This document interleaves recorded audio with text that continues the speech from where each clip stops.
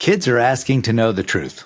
What government schools are teaching does not include God's Word. We're talking about science, we're talking about truth, and we're talking about biblical worldview with Dr. Carrie Beal, professor of biology at Mount Vernon Nazarene University. Next on the Clearly Christian podcast. Welcome to the Clearly Christian podcast with Dr. Cy Smith. It's time to know more so you can say no more. It's time for the Clearly Christian podcast. Here's your host, Dr. Cy Smith.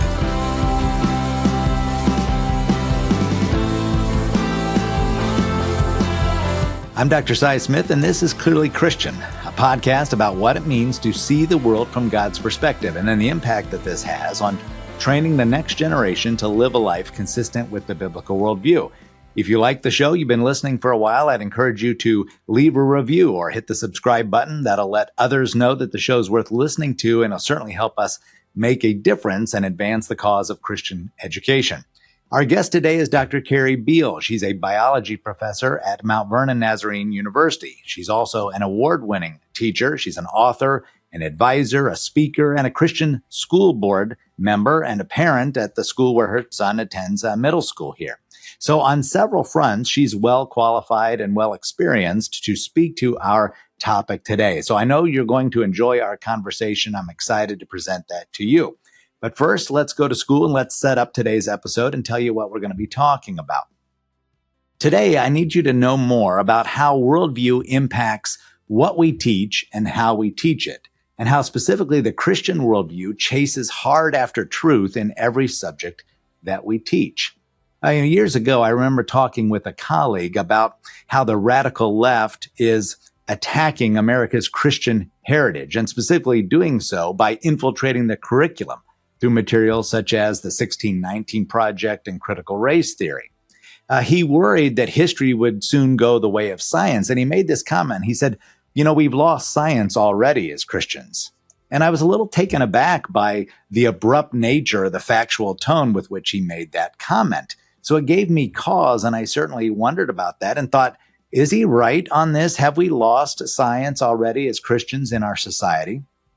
Well, fast forward to the work of Christian apologist Sean McDowell, who I recently had on as a guest in the Clearly Christian podcast. In his book entitled So the Next Generation Will Know, he cites survey after survey with student after student, thousands upon thousands, and says, listen, by far, and we mentioned this before, by far, the number one reason for young people not converting to Christ or young people leaving the faith was this idea of intellectual skepticism from unanswered questions. So that certainly gave me pause to wonder, just what questions do they have? If these questions are unanswered, what kinds of questions are they actually asking that they're not getting answers to, or that may be driving them away from the faith? Well, he lists them, thankfully, in the book. And he said, listen, thousands of surveys, thousands of students, here are some of the most common questions. Let me read for you just a few of those common questions that emerge in his list in the book. Number one, what scientific proof do you have that God exists? If evolution is true, why should I believe in God? Why should I trust something on faith when I could use reason? Why does science seem to contradict the claims of Christianity? Why would an all-powerful God allow so much evil in the world? How can I be sure Jesus really arose from the grave? And it goes on and on like that. But notice explicitly the top four that he lists in his book, cited most often, explicitly deal with the subject of science. Obviously, where are kids getting these ideas? Does it appear that the scientific ideas that they're being taught and they're learning, perhaps in school, are being presented as theories or truth? Because it certainly seems like, according to these questions, that kids are learning that science and Christianity are incompatible. If these responses are any indication of what this generation thinks and believes, then perhaps my friend was right. Maybe we have indeed lost science to the secular worldview. Listen, what kids learn in school matters. I know that's a gigantic understatement, but I'm not sure parents always see the bigger picture here. If we don't consciously equip this next generation, our kids, with a biblical worldview, then they're going to unconsciously absorb whatever worldview is being presented to them, especially that by the culture at large. Of all the subjects that we teach in school, one could make the case that science should be the most difficult to teach without God, because we see God's hand in everything all around us, from creation to the laws of physics, of course, from astronomy to human biology, from chemistry to botany. The truths of these subjects can always be traced back to the mind of God, and it seems so obvious. To think otherwise requires a tremendous stretch of the imagination and some incredible faith in unproven theories. This is why God said that we can understand him through studying creation. He said in Romans 1:20, his eternal power and divine nature can be clearly seen from what has been made, so that men are without excuse. And he put that verse in there for a reason. I'm like this. See, it's all around you. Again, that's the field of science. Well, this is what we want to talk about with our guest today, because she's a specialist in this particular area. And so we want to look at these questions and look at why kids are perhaps emerging from schools so confused, or maybe life just so confused and the culture so confused. We're just not sure, but let's explore that today. And again, I know you're going to enjoy our conversation. Let me wrap up this introduction by just making two quick chalkboard points. Number one, if studies show that children are walking away from the faith for unanswered questions or intellectual skepticism, then let us with confidence answer those questions in the Word of God and the life of Christ. This is what we do in Christian schools, combining those two things. And chalkboard point number two, again, if you don't consciously equip the young children, the next generation, with a biblical worldview, then they're going to unconsciously absorb the worldview around them, or that worldview of today's culture. John Stonestreet, who's the president of the Colson Center, said it like this: if you do nothing with your kids, they will be brainwashed. And that's a powerful statement. We can't shy away from giving them the truth that they so desperately want and desperately need. And now you know more. And as I like to say, when you know more, you can do more. You can not only think differently, but you can act differently, and you can say no more when you must. So with that, let me bring in Dr. Carrie Beal. It's a pleasure to have her in our studio today, presenting again on science. And let me read for you a little bit her background, her biography. Again, she's a professor of biology at Mount Vernon Nazarene University here in Ohio, where she's taught for 17 years. Also serves as the chair for the Department of Biological, Physical, and Exercise Sciences. She has a PhD in immunology and molecular pathogenesis. I got that right, from Emory University. She completed a one-year fellowship at the Department of Neurosciences at the Cleveland Clinic prior to joining the faculty at MVNU. She's an active member of the National Association of Advisors of Health Professions, and during her time at NVNU, she's won several awards, including most recently the award 2324 Award for Excellence in Teaching. So it's a privilege to have her, and we go way back as a student here as well. And so it's just an honor to continue to track your career and watch how you've grown as a young person and now as an adult, and so accomplished. So again, super, super proud of the work that you're doing and glad to have you with us today. So thanks so much for being here. Thank you. Awesome. Good. Appreciate that. All right. Well, let's just jump right into the question. So you heard my setup there, and you heard this big idea. And again, I've probably scratched my head several times, even yet today, saying, yeah, is that accurate? Would most people, maybe even most Christians, say that, especially at the college level? And of course, this is a field that you study regularly. So you're tracking journal articles, I'm sure, on science and things like that. And you see, maybe the next generation, what you get in that comes up to college. So would you agree with that or not? I mean, have we as Christians really lost science to the secular worldview? Honestly, I would hope not. I know there's some that would say that we have, but I think that's a little bit too strong of a statement, to be honest. I think a lot of secular scientists, they have a view that if you are a Christian, you can't practice true science. I mean, there is definitely some bias in that regard, but it's interesting even to look at it from a historical perspective. So what many people don't understand is that some of the key scientists that you learn about in school, that you hear about, Joseph Lister and Louis Pasteur, and even Francis Bacon, who's credited with coming up with the scientific method that all kids study in school every year, whether public or private school. I mean, he was a devout Bible-believing Christian as well. And so we still use these key principles that have withstood the test of time, and yet they were developed by Christians. And so there's actually a strong historical perspective in science that comes from, again, these Bible-believing Christians, and yet we don't teach our youth that today. So again, foundationally, Christianity has played a very important role in science. And I think it's still true today. I think when you teach science from a secular perspective, you're losing something. I mean, as you stated in your opening, God continues to reveal himself to us through his creation. And why we are even so afraid to entertain that possibility, I find that honestly concerning. If we really want students to understand science, it is all about observations, evidence, reproducibility. And when you approach science without that bias, you continue to see, God the creator. Yeah, great points. And it could be that we're just not addressing those things, all those things that you mentioned. So in those government schools, when I'm trying to present that without God, I just can't include maybe some of the obvious things. Am I going to talk at length about the faith of Louis Pasteur? Probably not. I may going to just hit what's the bottom line, but I'm going to leave out that other big chunk. And that's probably how it's approached. Yeah, I mean, I would think so. Their hands are definitely tied in what they're able to present, which is why I obviously appreciate the availability of Christian education, whether in the elementary or secondary level or even in higher education. Yeah. And you mentioned, we're constantly seeing, the hand of God revealed, or we're constantly understanding more about God the more we know and the more we see. And that reminds me of when we introduced STEM here at our school years ago. And I remember as I was preparing the launch of STEM and the banquet speech and all that, and of course, STEM, science, technology, engineering, and math, and how much STEM was rooted in, these great innovations that are really built this whole field of study for us, especially the science piece. We're all from looking at God's creation, and, but we didn't always call it that, especially not the secular. Look and saying, could we replicate this using technology?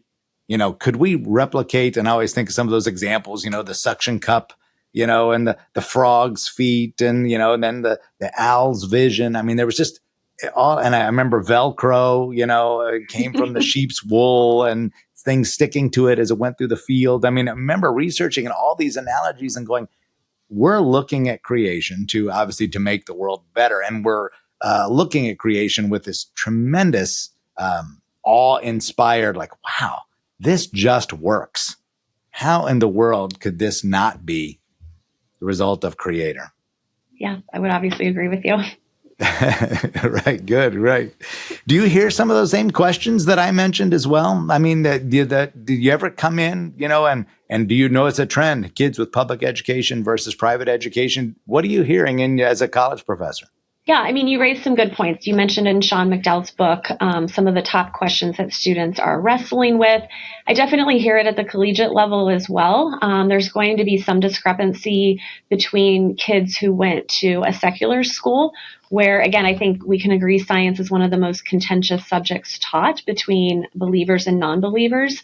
And so if you have a student that went K through 12 in a secular public school, and they are consistently hearing about evolution and natural selection, but then they're maybe going to church on a Sunday or a Wednesday night and they're hearing about God the Creator. And so I think they do tend to have more struggles bringing that together and aligning that. And I think that's where then you come up with kind of this so-called middle ground of theistic evolution. Okay, I can say there's a God, but then he kind of just started it. And then from there, everything evolved through natural selection. So that's a common one that I hear. And then you have distinctions, of course, with students that went to a conservative Christian school where faith integration is key in their education. And so they are going to approach science from a different perspective for sure. And so part of my job and why I love teaching at MVNU is that ability to integrate faith in the classroom and really try to, always go back to Romans 1:20. That's one of my favorite verses. And just to continue to show them how God does reveal himself in creation. Yeah. Yeah, that's good. You ever get any pushback from some of those other kids? I know they probably think, hey, I've chosen Mount Vernon for a reason. They know it's a Christian college. But do you ever get any that say, wow, hey, I am a Christian, but this does not this does not run parallel to what I learned in my government school. Do you ever get that brave child that raises their hand and said, Oh, yeah. I'm not sure I believe this? Yeah. There's always those few for sure that want to challenge you. But again, that's why I love my job. I don't believe in approaching anything from an antagonistic perspective, but let's really just sit down. Let's have the conversation. Let me understand where you're coming from and what you've learned.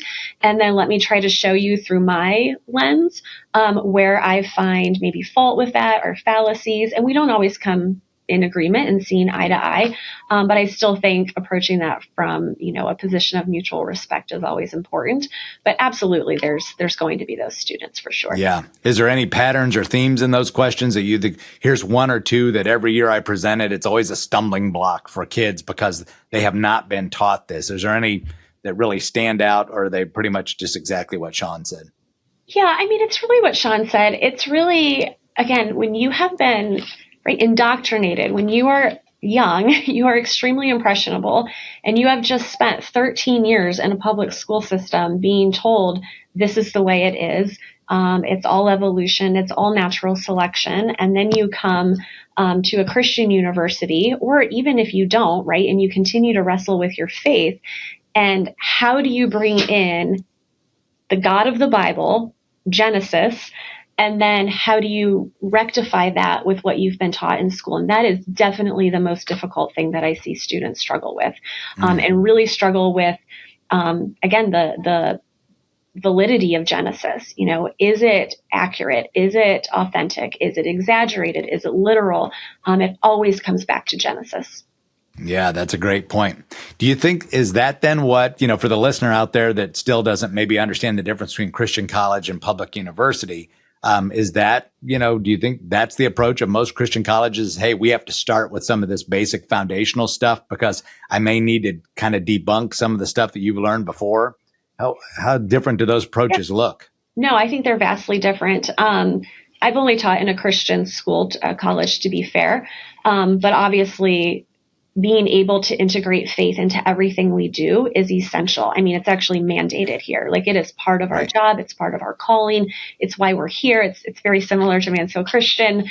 It is the reason we are here. We want to give an excellent education above all. I'm very passionate about that. But I think Christian education should excel in all areas. So they're going to get a quality education in the classroom. But again, like you said, from day one in those entry-level courses, let's start to view this through a biblical lens, or at least remove those biases. Maybe we can't change things immediately, but let's remove some of the inherent bias that is incorporated into within a secular education. And let's start to look at maybe where creation can play a role. And again, always going back to the Bible, God continues to reveal himself in his word as well. And nothing that we see in creation is in contrast with biblical truth. So definitely at a Christian college, you're going to start that from year one. And then as you advance in your education, we start to get into some of that more detailed subject matter. And that's where I really think God reveals himself for sure. When you start to get into those nuances and the cellular, the molecular level, absolutely. Yeah, for sure. Do you ever get any kids to say, hey, why didn't I learn this before? Why was the truth hidden from me? Do you ever get any kids that are just kind of perturbed? I never got the why. I got the what, but they never told me why I needed to know this. And now I find out after going to Christian college that it wasn't even true. Yeah, I don't know if I'd say it's that strong. I think what I get most excited about is the realization. There's definitely some key moments in my classes where it is almost this aha, I show them something that is overly complicated on purpose just to say, we're studying this one little minute detail, teeny tiny piece of information, but let's put it in context here of what this actually looks like. And how, if you remove this one piece, everything falls apart, or we die, or we develop cancer, or something like that, but yet it doesn't happen. And so to me, that's what I love, is just seeing this realization come over them of, oh my goodness, how could it's just mathematically impossible that any of this had happened by chance. So I don't say I see them get upset. I just see them becoming more excited and more fascinated. And honestly, I love that more. Yeah, those aha moments in science have to be fantastic. I would think those are just the highlight for you because you know what's coming.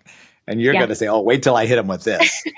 Yes, there are. Like I said, there's those key moments. We spend the semester building or even teaching anatomy and physiology. Yeah. I love it because, I mean, where else can we see God's creation more beautifully than in the human body? Yeah, for sure. So I would imagine, you probably have a combination of there's consistently evidence that you've been presenting to these kids throughout the year, but then there's also those aha moments that are just, or let's say big moments that bring the aha that, oh, okay, now it all builds. And this lesson really brought it all home in science. And that's just got to be a real joy, especially to be able to say, I'm going to draw a conclusion here. That's what's always fascinating to me about how the other side teaches these things. I'm going to teach you all this stuff, but I can't draw a conclusion and say, therefore, this is right and this is wrong. Nope. This is what we speculate. This may be true. It may not be. Certain beliefs say this, certain beliefs say that. You're going to have to find whichever one makes the most sense to you. And I think maybe by and large, they've kind of given up on that. And then I think by default, a lot of people in the intellectual community have said, well, this is science. Again, let's move religion off the table. This is science. Science has said X, Y, Z. And Christian colleges and Christian high schools are saying, no, this is, you cannot remove the faith position from this discussion. Because God is all about science. There is no science without God. I mean, I would 100% agree. And I think it's also fascinating to me when I think about the secular approach to science is I feel like there's fear in admitting what we don't know, right? Because when you introduce uncertainty, it opens the door for, well, maybe this is a possibility. Maybe this is true. And there's so many places in science where an evolutionary viewpoint does not align at all with what we understand, especially the more that we learn. And so I also try to just present that as we should always be asking questions. That really is what science is all about. You ask questions, you make observations, you do the experiment, it needs to be reproducible, and what you get is what you get. And so, that fear with asking some of those questions, and that's sometimes what we talk about in my classes as well. And they'll admit from their coursework, like, that was never even presented as, why is that problematic? A simple example is, a virus, which viruses make us sick, right? They cause the cold, they cause flus. They're super simplistic in structure. From an evolutionary standpoint, they would have come much before a cell. But a virus needs a cell to reproduce itself. So then where did the cell come from if it's more complex than the virus, but yet the virus needs the cell? And so just these little nuances, they definitely have learned these things in their education. But really that question had never even been posed to them. So like you said, I mean, there are some of these aha moments, but it really is, I think, more of a gradual, consistent realization. And that's where, again, Christian education is so important to me, because it can't just be one moment every 2 years where there's some realization that they make. It needs to be, like I said, consistent, embedded in their coursework, just so that they see in every step of the way God's hand and God's design. Yeah, I love that idea too about asking questions. And I think sometimes Christianity, there's a stereotype that, well, yeah, you're going to say, yes, God's the right answer. Again, God's the trump card. So if you can't explain it, you say, well, that's just how God designed it, blah, blah, blah. No, we welcome questions, when we're teaching, Christian-based science, because we know eventually the more questions you ask, eventually you'll have to get back to the bottom line, which will be there can be no other reasonable explanation here other than an intelligent creator who said, yep, this is what has to happen for this to work. And so, we welcome questions in science and we want you to dig. And that's like you said, that's what the scientific method's all about. So if you're saying, well, we're not going to welcome that, or we're not going to dig a little further, this is just the way science presents it. Boy, that's not a position of Christian education. Go ahead, dig. We guarantee you ultimately you will uncover the truth.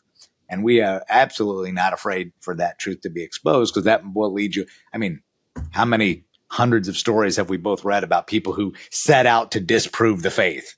Scientists, journalists, right? I mean, they're like, no way this is true. I'm going to set out to disprove it once and for all. And then a year or two later, they go, I'm a believer. All the time. Yeah. All the time. That's exactly right. The closer they get, the more scratching they do, they uncover, wow, this is accurate. There can be no other way. Philosophers, like I said, all fields. I love that. Well, that's a good segue into, Sean McDowell brings in his book, and just to get your thought how this might be presented, hey, for every concept, teach, two whys for every what, So for every big concept you present, this is what we're going to learn about. Here's today's subject matter in molecular pathogenesis, right? Which I have no idea what that's about, right? But again, you need to know this. Here's why it's true, and here's why it matters. And so I think that's so key to science. And so, would you gravitate to that and to say in science, yep, that's exactly what we do in Christian education, is trying to present those things, because that just makes sense for good teaching? Definitely. Just to give you a little education, pathogenesis just means onset of disease. So that's really what I study. Like, how does disease start? And then the immunology part is our immune system. So, and again, God is all over that. I could go into that for an hour, but I won't. But yeah, I love the concept of two whys for every what, especially with this generation. Like, we have studied Gen Z a lot. And know that Gen Z does not want to just be spoken to. They want to be active participants in their learning. So it's not that they're not interested in the what, but they are unsatisfied with only knowing the what.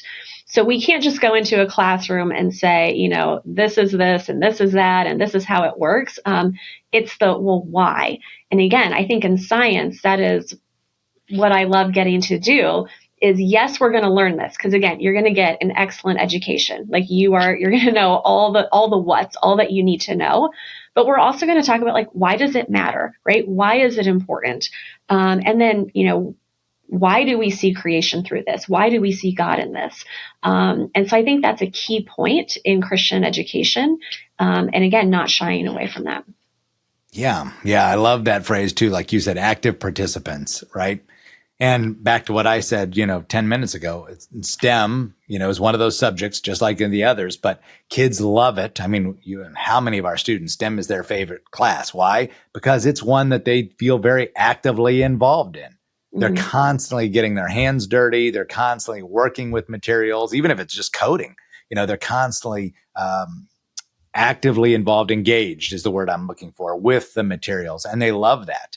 And what I love is, what do we see coming out of those things, and science included? We see innovation, we see critical thinking, we see creativity, those 4 C's that we love to talk about: communication, collaboration. We see those things coming out of active engagement.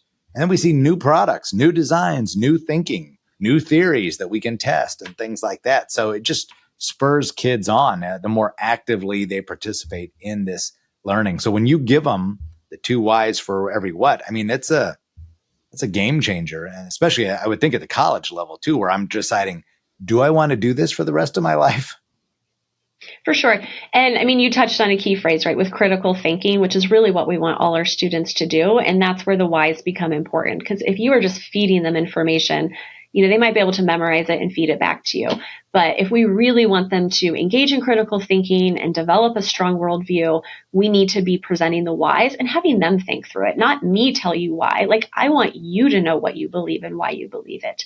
And so again, we're going to give the key information they need, but really they need to think through this as well.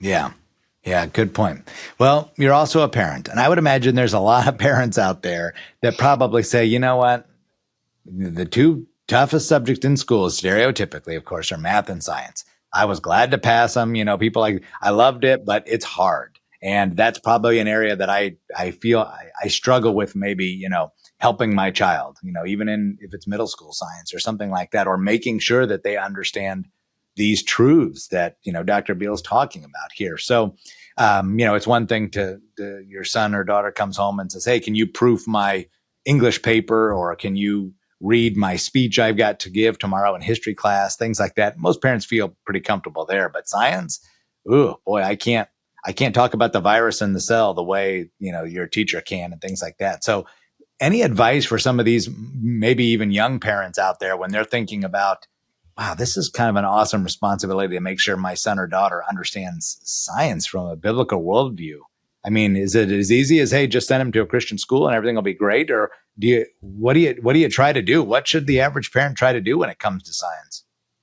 That's a hard question. I think, let me think this through. So it is a huge responsibility to be a parent. I mean, like you said, I'm a parent. I feel the weight of it, which is one reason, I work in Mount Vernon, but my son is at Mansfield Christian School. So when it was time to send him to school, we actually moved to Mansfield, and then I commute, because I do feel, right, it is my responsibility to raise him in a way that will be pleasing to God.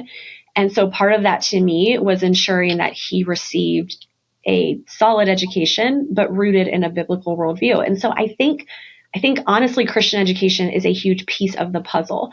I can't speak for all Christian schools. I think it's like churches, and you need to do your homework and make sure that you are sending your child to a school that is not just Christian in terms of its label, but like really getting into the curriculum and what they're teaching. And one thing for my son this year in 7th grade, he would bring home his science book sometimes. And like you said, even for me, I'm reading through it, and it is hard.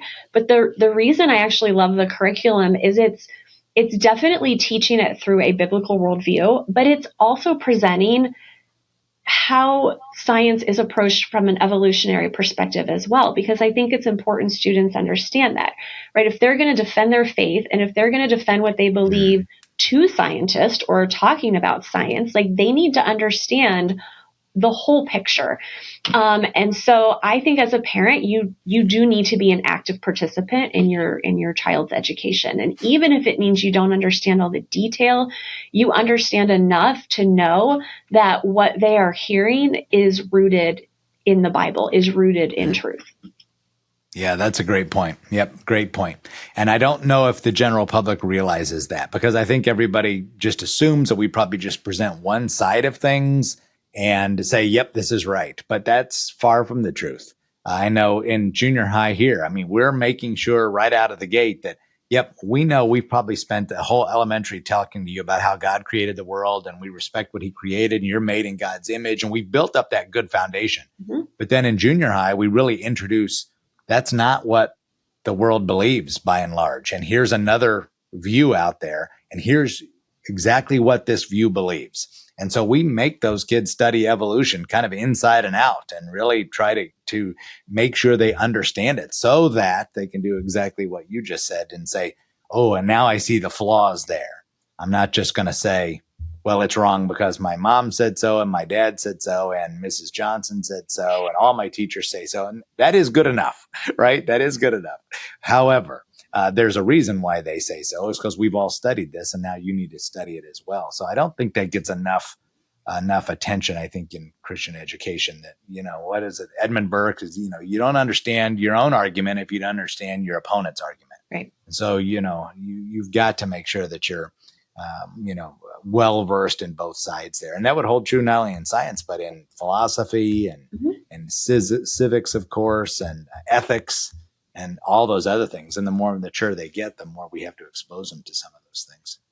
Yeah, because I mean, at some point, right, they're going to be out of your household. And so I want my son to, know why he believes what he believes. Again, kind of getting back to the two whys for every what. Understanding the information, but then why is it that I believe this? And again, I would say we have nothing to fear by teaching evolutionary biology, because we can refute those claims. We have the evidence to go back and support creation from a biblical worldview. So I have, in junior high, as you said, I've really, really appreciated the approach that has been taken in science, especially. Yeah. And it was fascinating that, because again, it's easy for me and maybe you, we've all grown up thinking, okay, if you don't have a good foundation, then when you do go off to a secular university, you're going to be challenged by men and women with PhDs who are going to say, nope, this is true. Christianity is wrong, blah, blah, blah. And if you don't have a good foundation, you're going to buy into those lies, and you're going to get overwhelmed because you can't compete, right? You're an 18-year-old freshman going, man, I don't know. This guy sounds like he knows what he's talking about. He's just blah, blah, blah. But what was fascinating that, we learned from the book with Sean McDowell was, the vast majority of kids that were walking away from their faith were doing so between the ages of 10 and 17. And so they weren't getting the questions that they needed long before they went to college, which, was, again, that, it's just interesting that these 12, 13, 14-year-olds are already saying, oh, I've got some questions about this, not sure how it works. So can you answer it too? We see them always on a day-to-day basis, and we think, are you really thinking seriously about these subjects? But I think they are. And especially as they get into high school. Yeah, it does. It resonates. I mean, I'm always impressed the conversations I have with my son, even from a really young age in elementary. And you bring up a good point with the age range. So, I mean, we already know Gen Z is the least religious generation. And then it's happening at a young age. And I think a lot of it is because there's so much competing for their attention and time. And going back to that parental responsibility and, with social media, they have these smartphones at a young age, they have their Chromebooks or their computers. There is just this onslaught of information that they are bombarded with. And so the school is part of it, but then there's also, well, what is this YouTuber saying about this, or what is being posted on, TikTok? And so they're getting inundated with information, and they're really struggling to sort out the truth. I mean, lowercase t and capital case T as well. And so I think, again, coming back to the importance of Christian education, that for 7 hours a day, you have my child, like that is so important to me, because I know he is being fed. I know he is being poured into, because now he also has to wrestle with the secular world that he is also constantly bombarded with. Yeah, exactly. Yeah.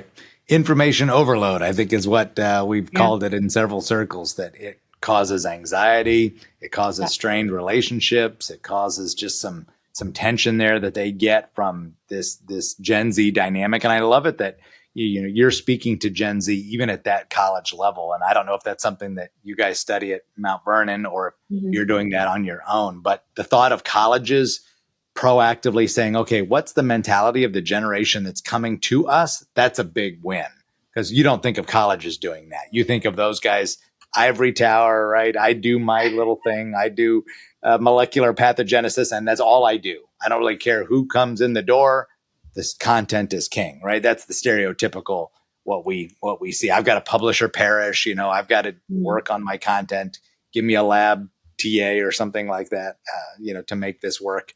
But I love that, it sounds like you and your colleagues are saying, no, let's consider the dynamic of this generation. What have they heard? What do they need from us? Relationships are going to be huge, right? They need reasonable explanations for the truth, and I need a relationship to deliver that with. Yeah, I mean, MVNU is great at that. Like every year when we come back in the fall, we have a week of like workshops and bring in speakers, and we're always doing sessions and workshops related to the current generation. And even as the generation changes, I mean, right, generations have this age span, and there's shifts within that. So we are always very intentional with focusing on that. And it just helps us continue to deliver quality education, but also meet the needs of the current generation and the different ways that they're learning. And you talked about relationships. That's a big one for them. So yeah, MVNU is really great at that. Yeah. Yeah, good. I love that. I love that, because it can be complicated. And I think for parents, like I said, science can be scary. But you're probably going to be better at it than what you think, right? Knowing some truth principles and knowing where to find the truth, and then making sure it gets delivered with that relationship that really hits home. I think, like I said, McDowell said it like, relationships are the runway in which truth lands. And I thought, that's a great word picture, worry about that, maybe even more with your children than the content, and make sure that they have those relationships who can deliver truth. And that may be you, and it may be the teacher, it may be the persons at church and things like that. But if you get in over your head, then make sure you give them those relationships that truth can be delivered, wherever that can be found. And hopefully if you have a Mansfield Christian or another school like that within driving distance, you can go that route. Or if you're homeschooling and you need to choose curriculum or something like that, most kids will believe what's put in front of them and will believe what the teacher puts forth there. And like you said, if I spend, 12, 13, 14 years and all of my science has never had any integration of God's word or his truth that he's built into the subject, well, what am I going to believe? Even those solid Christian kids have never been asked to make that connection between faith and knowledge. Yeah. And I mean, you hit on an important point too with Christian education is the relationship part. Because no matter how good your teacher is, you are not going to remember all the content, right? You were a great teacher, Dr. Smith. I don't remember everything you taught me, but I remember. I knew you were going to go there. Yeah. Well, you brought it up earlier, so I'll circle back. That's right. But again, I remember my teachers, and I remember how they, cared for me and prayed for me. And I mean, I had a solid education, obviously, but you will remember the relationship part, and you will walk away with kind of the big picture type information. So again, when it comes, if we circle back to science, I'm going to approach it through the lens of God created, and I might not remember all the detail. I won't test you on mitosis, but you're going to remember the intricacy of creation, that it had to have happened with intelligent design, that this could not have happened by random chance, that our universe is ordered. Like, you're going to walk away understanding those major concepts. And again, I think that's the important part. Yep. Excellent. Couldn't have said it better. Again, proud to have been a part of that journey. So all those years ago, right? Yep. Yeah. Well, it's been a few. It's been a few. That's exactly right. Well, if they want to know more about your work or work at Mount Vernon, and how can they best contact you or maybe follow along, or even if you say, hey, there's some resources out there you may want to look at or something like that, or anything in general that they could follow up in science. But any thoughts on that, or just contact information? Yeah. I mean, anyone that wants to have further discussions, feel free to reach out. I'm on LinkedIn. You can also find me on MVNU's website. Again, I'm in the Department of Biological, Physical, and Exercise Science. So I'm currently the department chair, or it's Carrie, Carrie.Beal, Beal at mvnu.edu. So any way you want to get a hold of me, I would be happy to have further conversations.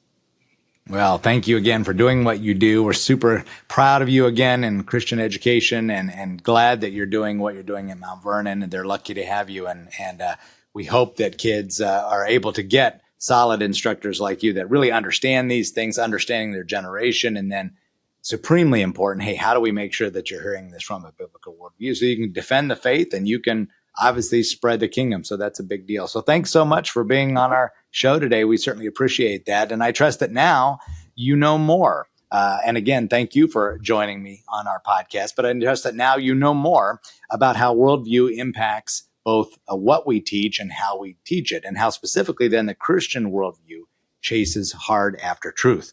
Again, if you like the show, help us spread the word. I appreciate you following along, leaving a review, hit the subscribe button, again, advancing our cause of Christian education. Because as I say all the time, the only way that we're going to turn things around in this country is to increase the number of people who live and operate every day with a biblical worldview. And the greatest hope that we have to get there is Christian education, either at Christian schools or in the home. So until next time, again, this is Dr. Cy Smith at Clearly Christian Education. Thank you.